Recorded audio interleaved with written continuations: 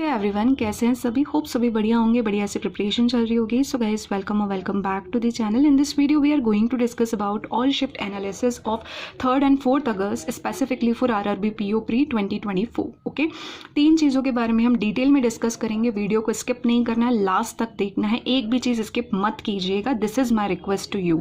Okay, तो result date के बारे में बात करेंगे, safe attempts, expected cut off के बारे में, नॉर्मलाइजेशन फैक्टर के बारे में, नॉर्मलाइजेशन फैक्टर का क्या इंपॉर्टेंस है और अभी जो एग्जाम पैटर्न में बदलाव आया उसका क्या कट ऑफ पे इम्पैक्ट रहेगा, उसकी भी चर्चा हम लास्ट में करेंगे। ओके, तो इसीलिए आपको लास्ट तक देखना है वीडियो, बिल्कुल फोकस होके। अच्छा, सबसे पहली चीज़ कि मैंने इस बार आरआरबी प्योर क्लर्क अप्लाई नहीं किया था, जिसकी जानकारी मैंने ऑलरेडी आपको दी थी। अगर आप उसके बाद भी अगर आप तक जानकारी नहीं है तो डेली एग्जाम अपडेट्स के लिए आप जुड़ सकते हैं टेलीग्राम में। जब मैं वीडियो नहीं बना पा रही, आपसे कनेक्ट नहीं हो पा रही, तो टेलीग्राम में आपके पास अपडेट आ जाती है, तो उसको मिस नहीं करना है आपको, ठीक है, अपने प्लेटफॉर्म्स के रिगार्डिंग और डेली एग्जाम अपडेट्स के रिगार्डिंग। ओके, तो लिंक है डिस्क्रिप्शन में, ज्वाइन कर लीजिएगा अगर ज्वाइन नहीं किया है। अभी तक आपने अपना रिव्यू शेयर नहीं किया है तो आप शेयर कर सकते हो, जिसमें आप मेंशन करना अपनी कैटेगरी, आपके अटेम्प्ट्स, आपकी डेट, आपकी शिफ्ट, ठीक है, उसके अलावा आपने कौन से स्टेट से अप्लाई किया है, तो ये सारी चीज़ें आप कमेंट में बता सकते हो। ओके, अच्छा, एक और चीज़, कोई भी ओपिनियन बनाने से पहले बता दूं कि ये जितना भी रिव्यू है ये बिल्कुल एक्सपेक्टेड है, ठीक है,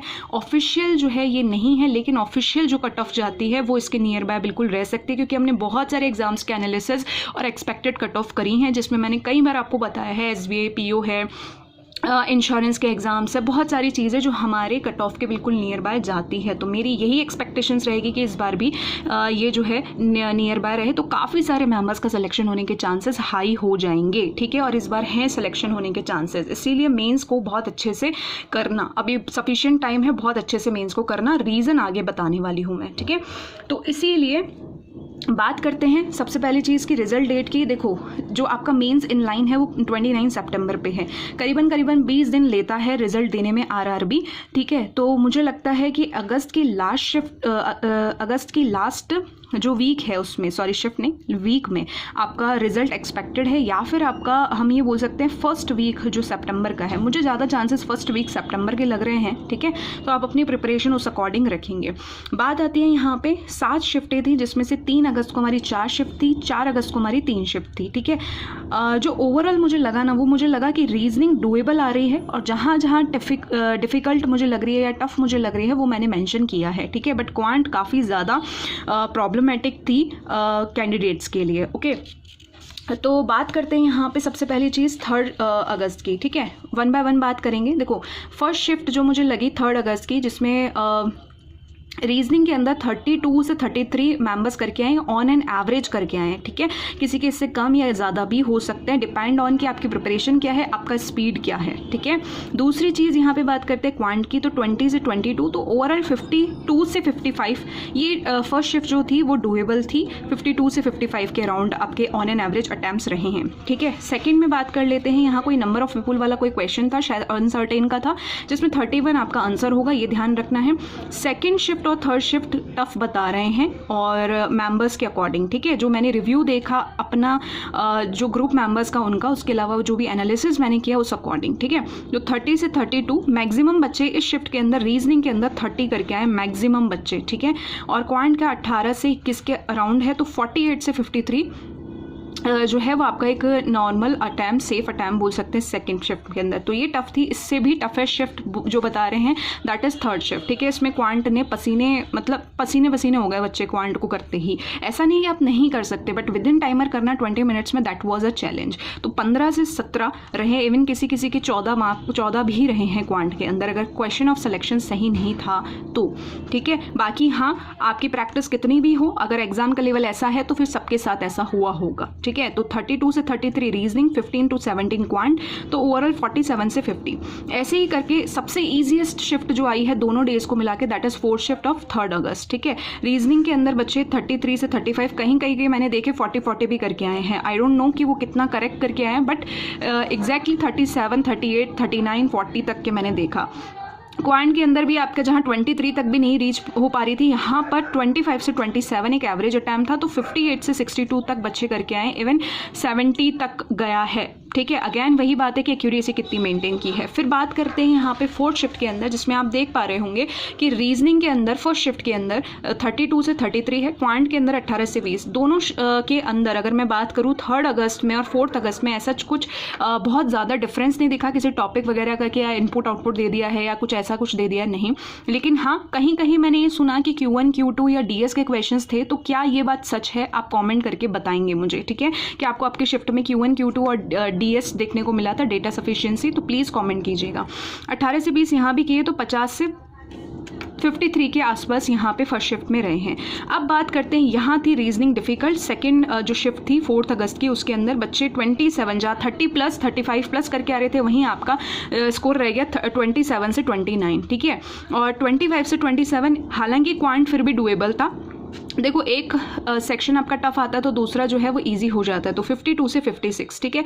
इतना डिटेल में मैं क्यों बता रही हूँ लास्ट में बताऊंगी, ठीक है।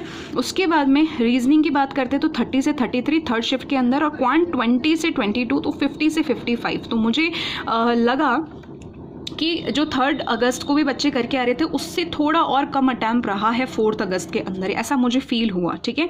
तो ये टोटल 7 शिफ्ट की बात हमने करी है। क्यों करी है उसका एक रीज़न है।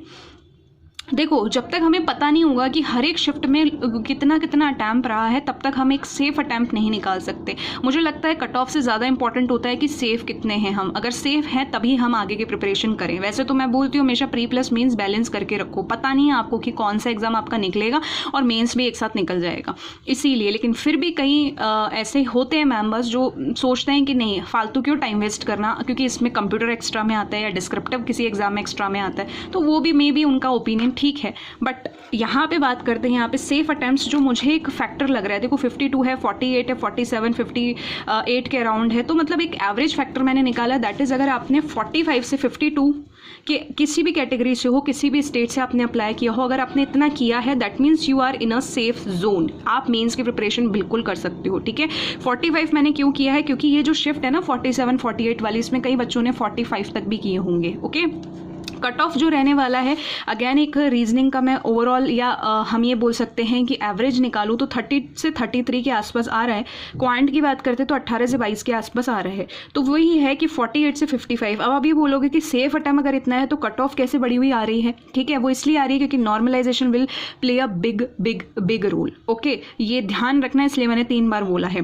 क्यों रोल प्ले करेगा इसकी बात करते हैं। यहाँ पे देखो, वैकेंसी अच्छी खासी वैकेंसी है। अभी मुझे BOB की याद आ रही है कि BOB ने ऐड करी है। अगर वैसी ही ये विड्रॉ नहीं करते और एकदम ऐसा ही रहता है तो इसका मतलब ये है कि आपकी कट ऑफ कम जाएगी, चांसेस हैं, ठीक है।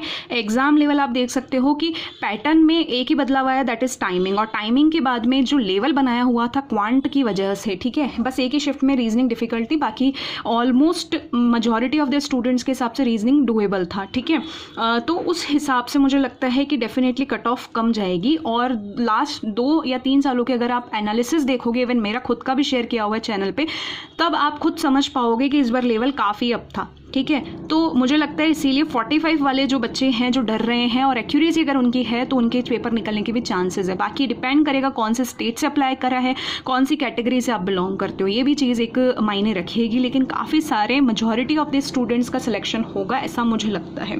इसलिए ये तीनों चीज़ें बहुत ही ज़्यादा इम्पैक्ट डालने वाली हैं। नॉर्मलाइजेशन RRB में जो बोल रहे हैं कि बहुत नॉर्मल होता है, ऐसा नहीं होता, वैसा नहीं होता, नहीं, बहुत ज़्यादा तगड़ा वाला नॉर्मलाइजेशन होता है, ठीक है। लास्ट ईयर मैंने एक चीज़ शेयर करी थी, जो मुद्दा मैंने यहाँ पे उठाया था, ठीक है। और इसमें एक चीज़ और बोलना चाहूँगी कि आप ज़रूर देखना मेरा लास्ट वाला वीडियो, उसमें मैंने बोला था transparency is the important factor. अगर आज के सिनेरियो की बात करें, ट्रांसपेरेंसी क्या, जैसे SSC शेयर करता है ना अपना रिजल्ट और पूरा का पूरा कि एक जो आप पेपर में करके आए हो कौन सा क्वेश्चन गलत है, तो बच्चों को इससे क्लैरिटी मिलती है कि यार मेरा ये टॉपिक बहुत ज़्यादा गलत जा रहा है, सिलॉग्स है, इनइक्वलिटी है, DS है, what ever the question, okay, quant है, रीजनिंग है, DI है, क्या है, तो हम आगे उसके लिए प्रिपेयर कर सकते हैं, प्री के लिए भी, मेंस के लिए भी। तो जो भी वेल नोन टीचर्स हैं, अच्छे टीचर्स हैं, इस बार उसी मुद्दे के ऊपर जा रहे हैं। लास्ट टाइम पे काफ़ी कुछ मुझे भी सुनने को मिला था कमेंट्स के अंदर कि ऐसा नहीं है, ऐसा नहीं है, लेकिन आज इस बार आपने जब फेस किया, इस बार मैंने एग्ज़ाम नहीं दिया, आप लोग खुद बोल रहे हो, तो जिन मेंबर्स ने मेरा सपोर्ट किया उनका थैंक यू कि ये बात आगे तक गई है, उन वेल नोन टीचर्स तक या प्लेटफॉर्म्स तक गई है कि उन्होंने भी सेम मुद्दा उठाया। तो प्लीज़ अपना स्टैंड लेना आप शुरू कर दो, क्योंकि आपका कर्म आपको करना है, आपका स्टैंड आपको लेना है। ऐसा नहीं कह रही कि ट्विटर कैंपेन्स चलाओ, टाइम वेस्ट करो, पढ़ाई मत करो, ये नहीं कह रही, बट एटलीस्ट जब ब्रेक होता है तो एक कमेंट ड्रॉप करो। जब आपके वो टीचर्स है ना, उनकी पहुंच कहाँ तक है वो आप नहीं जानते हो। सोशल मीडिया की प्लेटफॉर्म की पहुंच आप सब जानते हो कि बहुत जल्दी इस पर एक्टिविटीज़ होती हैं, इसलिए प्लीज़ पॉजिटिवली आप रिस्पॉन्स करो, नेगेटिव कुछ नहीं करना, पॉजिटिवली हमेशा इस चीज़ को ध्यान रखना है, ठीक है। तो ये चीज़ आप ध्यान रखेंगे, अब आपको क्लैरिटी मिल गई होगी कि आपको मेंस के लिए प्रिपरेशन करनी है या नहीं करनी है, ठीक है। So this is my point of view. Again ये एक्सपेक्टेड है, ये ऑफिशियल हो भी सकता है या ऑफिशियल के नियर बाय रह भी सकता है, या फिर हो सकता है कि अगर बहुत ज़्यादा कुछ चेंजेस देखने को मिले तो depends on the organisation itself, ठीक है।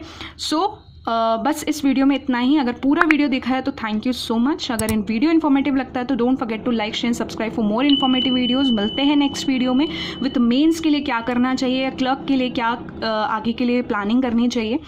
सो अभी तक चैनल को सब्सक्राइब नहीं किया तो ज़रूर कर लेना। All the very best, keep preparing well.